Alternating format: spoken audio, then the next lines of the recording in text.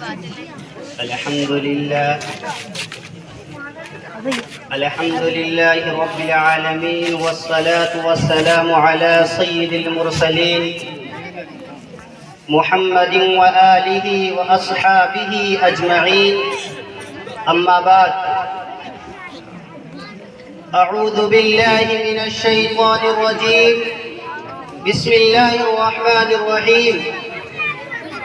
إنا نحن نزلنا الذكر وإنا له لحافظون.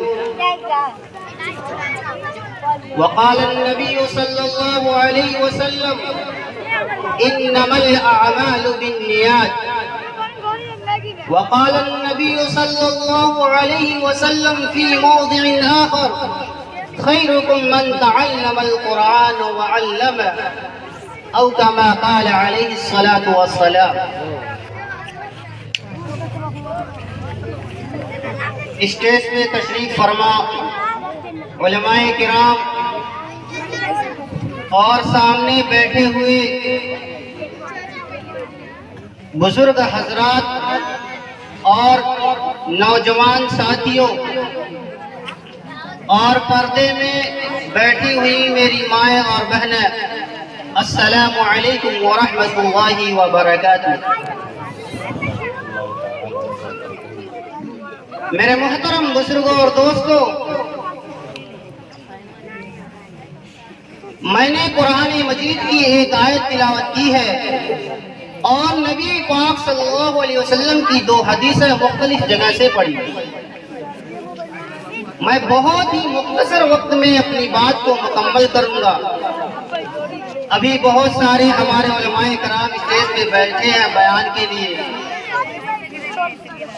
میں آپ حضرات سے صرف یہ گزارش کرنے کے لیے آیا ہوں کہ آپ حضرات یہاں پر کھڑے ہیں، یہاں پر بیٹھے ہوئے ہیں، تو آخر تک یہاں پر بیٹھنے کا ارادہ کر لیں. نبی پاک صلی اللہ علیہ وسلم نے ارشاد فرمایا کہ انما الاعمال بالنیات، کہ تمام اعمال کا دار و مدار نیتوں پر ہے. اگر ہم پوری رات یہاں پر جاگ کر گزار دیں، پوری رات ہم یہاں پر کھڑے رہیں، علماء کرامات کو بیان کو سنتے رہیں، نبی کی نعت سن کر ہم مچلتے رہیں، اور ہمارا اس پر عمل کرنے کے، ہمارے اندر اگر اس پر عمل کرنے کا جذبہ پیدا نہ ہو، بلکہ ایک کان سے سن کر دوسرے کان سے ہم اسے نکال دیں، تو میرے محترم بزرگوں اور دوستوں، یہاں پر ہمارا بیٹھنا مفید ثابت نہیں ہو. اس لیے اگر یہاں پر آپ آئے ہیں تو سب سے پہلے اپنی نیتوں کو درست کریں.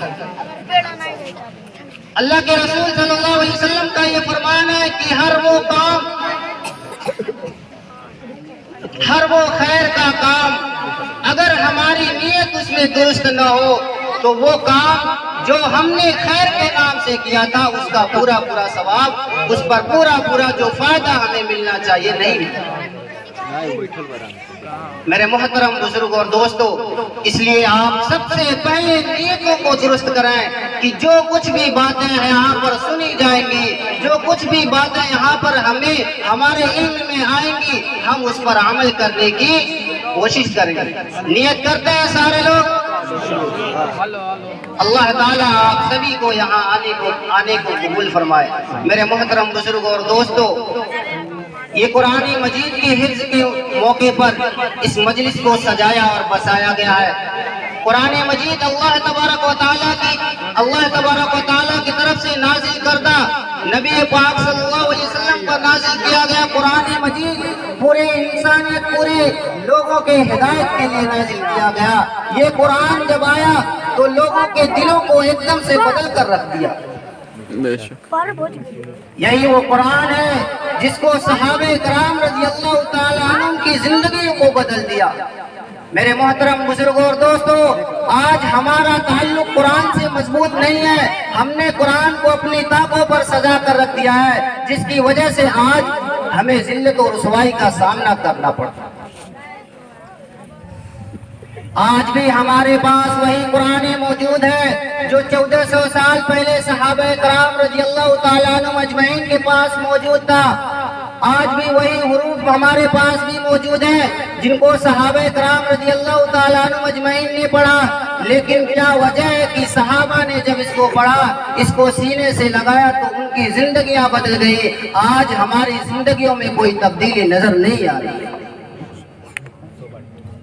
میرے محترم بزرگ اور دوستو، ہم نے قرآن کو صرف اور صرف میت کے ایصال ثواب کے لیے سمجھ رکھا، حالانکہ قرآن مجید کو اللہ تعالیٰ نے اس لیے نازل کیا تاکہ ہم اپنی زندگیوں کو اللہ کے بتائے ہوئے احکامات پر گزاریں۔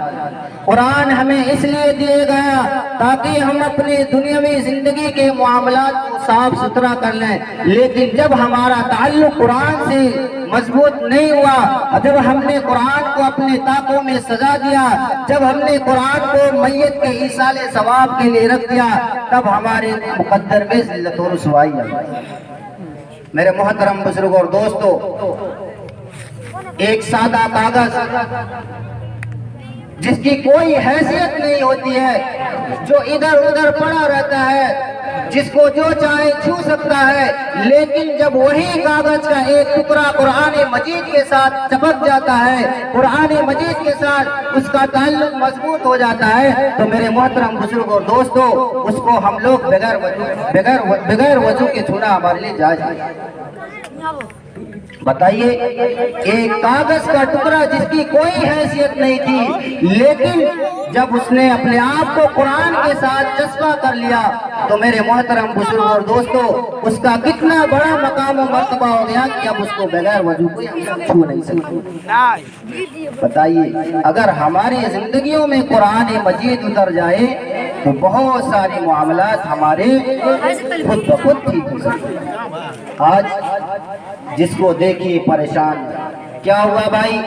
فلاں چیز میں ہم پریشان ہیں، فلاں چیز کی وجہ سے پریشانی ہے۔ اللہ نے قرآن کو دیا تاکہ تم اس کو گھروں میں تلاوت کیا کرو، اس کی وجہ سے تمہارے گھروں میں برکت کا نزول ہوگا۔ جب تم قرآن مجید کی صبح شام تلاوت کرو گے تو تمہارے گھروں میں فرشتوں کا نزول ہوگا، لیکن ہم نے ایسا نہیں کیا۔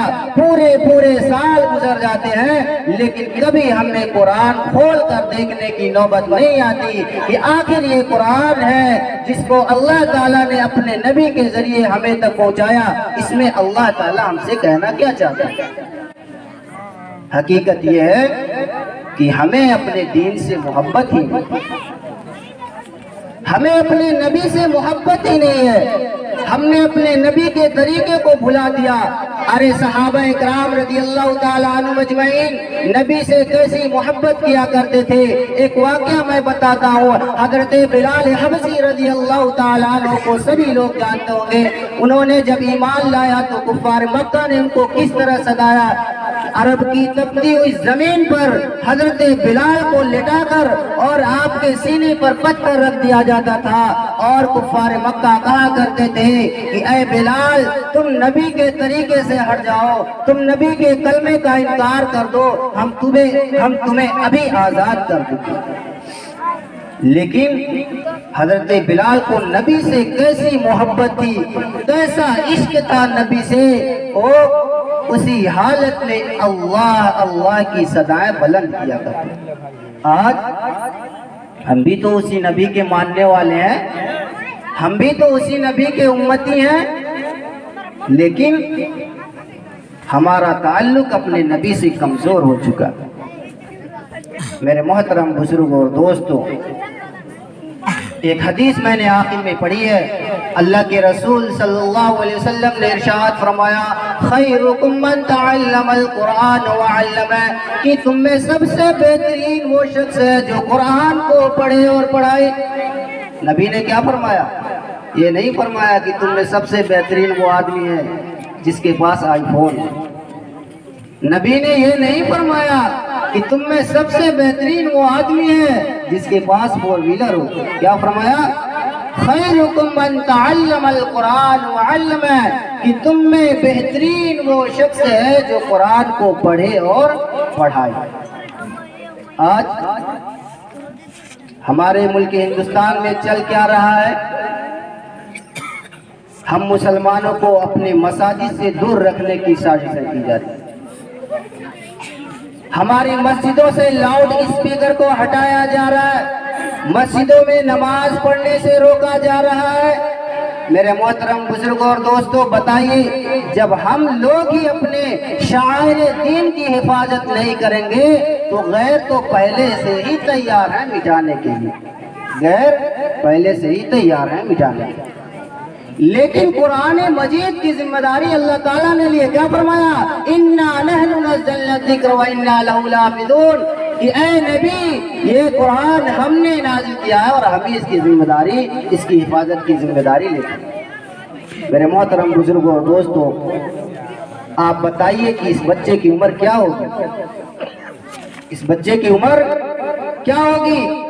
یہ قرآن مجید کا معجزہ ہے، یہ کھلا ہوا ایک معجزہ ہے کہ ایک چھوٹا سا بچہ پورے قرآن مجید کو اپنے سینے میں محفوظ کر لیا، پورے قرآن کو اپنے سینے میں محفوظ کر لیا۔ یہ قرآن کا معجزہ ہے۔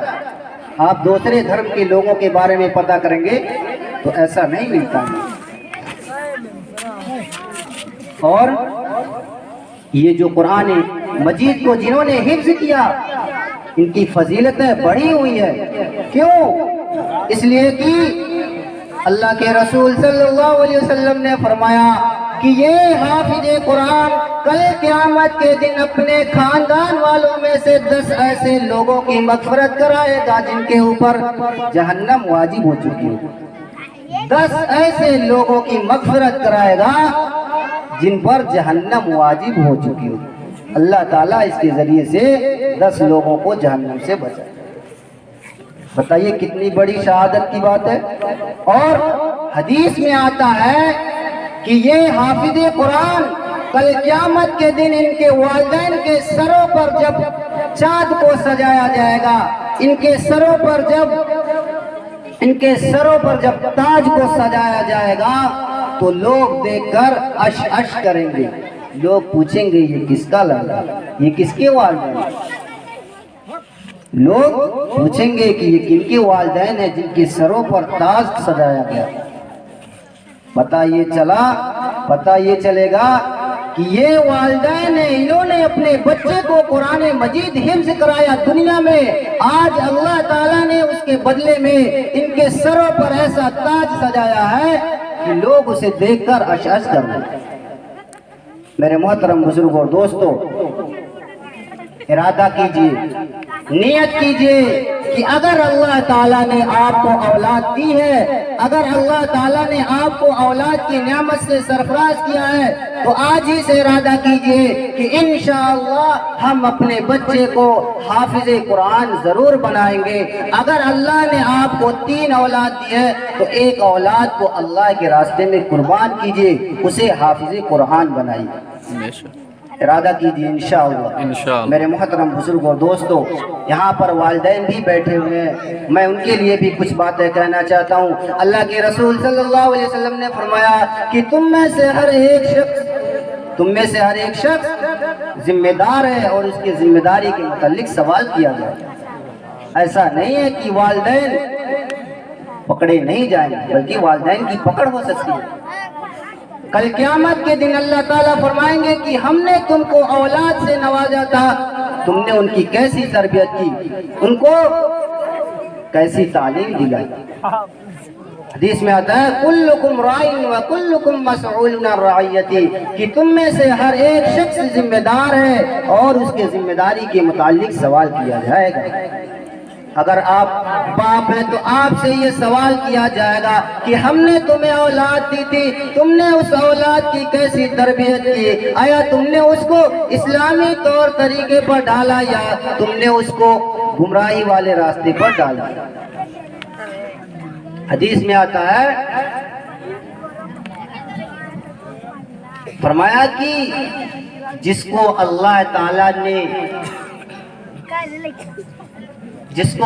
تعالیٰ نے اولاد کے ذریعے سے آزمایا، یعنی جس کو اللہ تعالیٰ نے اولاد دی، جس کو اللہ تعالیٰ نے 3 اولاد دی اور اس والدین نے اپنے اولاد کی صحیح تربیت کی، ان کا اچھا نام رکھا، اچھی تعلیم دلائی اور اچھے گھرانے میں شادی کی، تو وہی اولاد اپنے ماں باپ کو جہنم سے بچانے کا ذریعہ بنے گی، جہنم سے بچانے کا ذریعہ بنے گی۔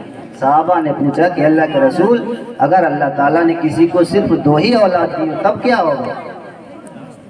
فرمایا اللہ کے رسول صلی اللہ علیہ وسلم نے کہ ہاں سنو، اگر کسی کو اللہ تعالیٰ نے 2 اولاد دی ہے اور اس کے ماں باپ نے اپنی اولاد کا صحیح نام رکھا، اچھی تعلیم دلائی اور اچھے گھرانے میں شادی کی، تو وہ اولاد بھی جہنم سے اپنے والدین کو بچانے کا ذریعہ بنے گی۔ صحابہ نے کوئی پوچھا کہ اگر کسی کو اللہ نے 1 ہی اولاد دی ہو تب کیا ہوگا؟ فرمایا کہ ہاں سنو، اگر کسی کو اللہ نے 1 ہی اولاد دی اور اس کے ماں باپ نے اس کی صحیح تعلیم و تربیت کی، اچھا سا نام رکھا، اچھے گھرانے میں شادی کی، تو اللہ تعالیٰ اس بچے کی وجہ سے اس کے والدین کو جہنم سے بچا لے۔ اس لیے میرے محترم بزرگ اور دوستو، اگر اللہ نے آپ کو اولاد دیا ہے تو نیت کیجئے کہ انشاءاللہ ہم اپنی 1 اولاد کو حافظ قرآن بنائیں گے، حافظ قرآن بنائیں گے۔ ایسا نہیں ہے کہ ہمیں ہماری ذمہ داری کے متعلق سوال نہیں ہوگا، بلکہ ہر ایک شخص سے اس کی ذمہ داری کے متعلق سوال کیا جائے گا۔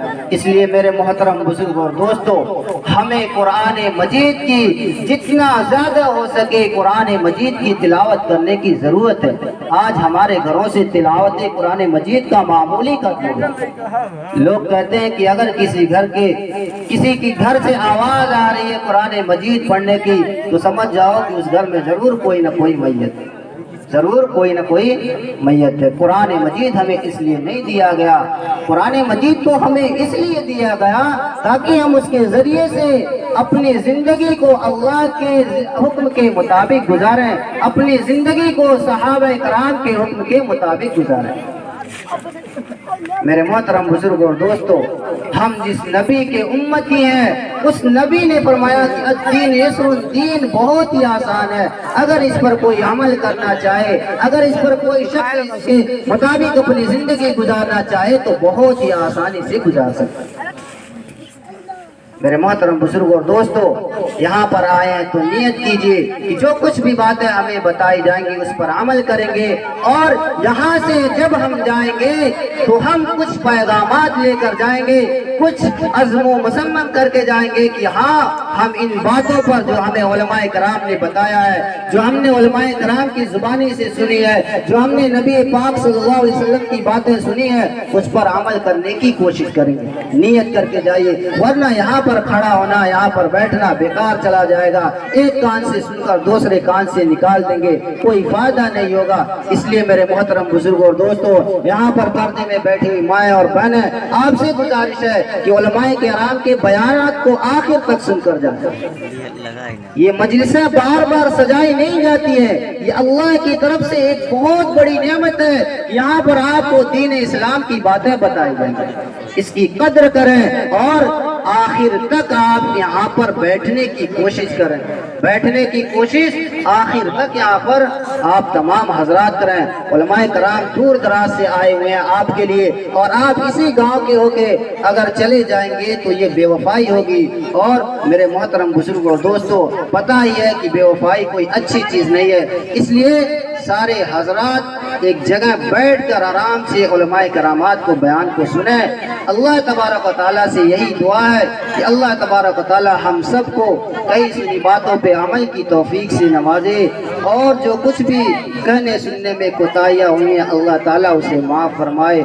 وما علینا الا البلاغ، والسلام علیکم ورحمۃ اللہ وبرکاتہ۔